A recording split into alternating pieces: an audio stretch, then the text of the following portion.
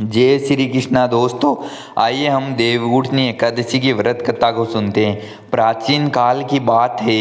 एक बार मृत्युलोक में अकाल पड़ा और भयंकर सूखे ने चारों ओर हाहाकार मचा दिया। सभी जीव जंतु, मनुष्य और पेड़ पौधे पानी की एक एक बूंद के लिए तरसने लगे। ये स्थिति देखकर देवतागण भी चिंतित हो गए। नारद मुनि ने ब्रह्मलोक जाकर ब्रह्मा जी से इस संकट के निवारण का उपाय पूछा। ब्रह्मा जी ने उन्हें बताया कि सृष्टि के संचालन भगवान विष्णु करते हैं और उनकी योग निद्रा के कारण यह संतुलन बिगड़ गया। नारद मुनि तब भगवान शिव के पास गए और उनसे इस समस्या का हल पूछा।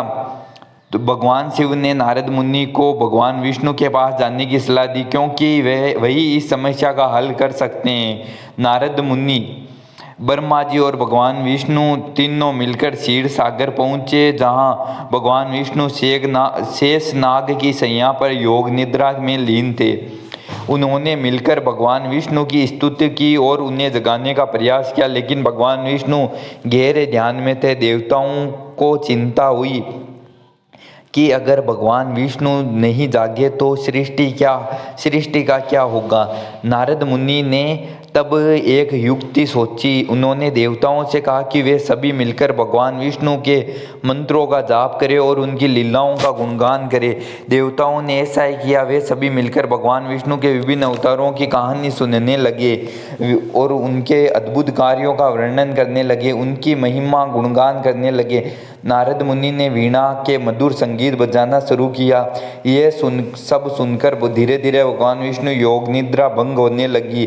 तब भगवान विष्णु ने आंखें खोली तो उन्होंने देखा कि सभी देवगण उनके समक्ष हाथ जोड़कर खड़े हैं। भगवान विष्णु ने उनके आने का कारण पूछा।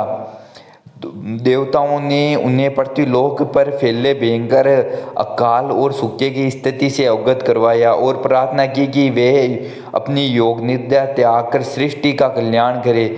भगवान विष्णु मुस्कुराते हुए कहा, हे देवगण, मैं 4 मास तक योग निद्रा में रहता हूँ और इस काल में सृष्टि का भार शिव जी और ब्रह्मा जी पर रहता है, परंतु मैं आपकी प्रार्थना सुनकर प्रसन्न हुआ। आज से मैं योग निद्रा त्याग कर जागृत अवस्था में आ रहा हूँ।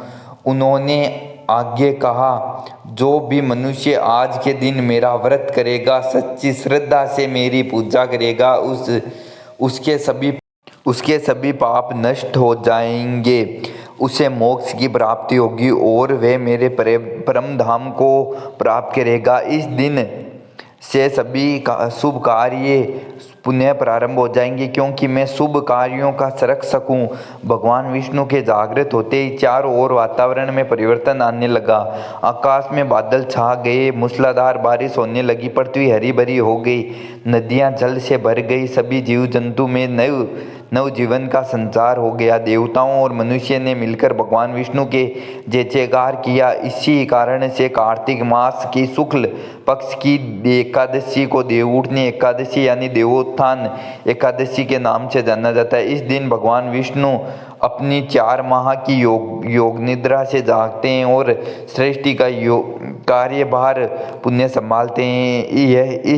यह दिन समस्त मांगलिक कार्यों के लिए अत्यंत शुभ माना जाता है। इस दिन विवाह, गृह प्रवेश, मुंडन, उपनयन, संस्कार आदि सभी शुभ कार्य का पुण्य प्रारंभ होता है। इस दिन भक्तजन भगवान विष्णु की विशेष पूजा अर्चना करते हैं, व्रत रखते हैं, तुलसी का विवाह आयोजन करते हैं, क्योंकि तुलसी को भगवान विष्णु की प्रिय मानी जाती है। इस दिन तुलसी और शालिग्राम विवाह से कन्यादान का पुण्य प्राप्त होता है।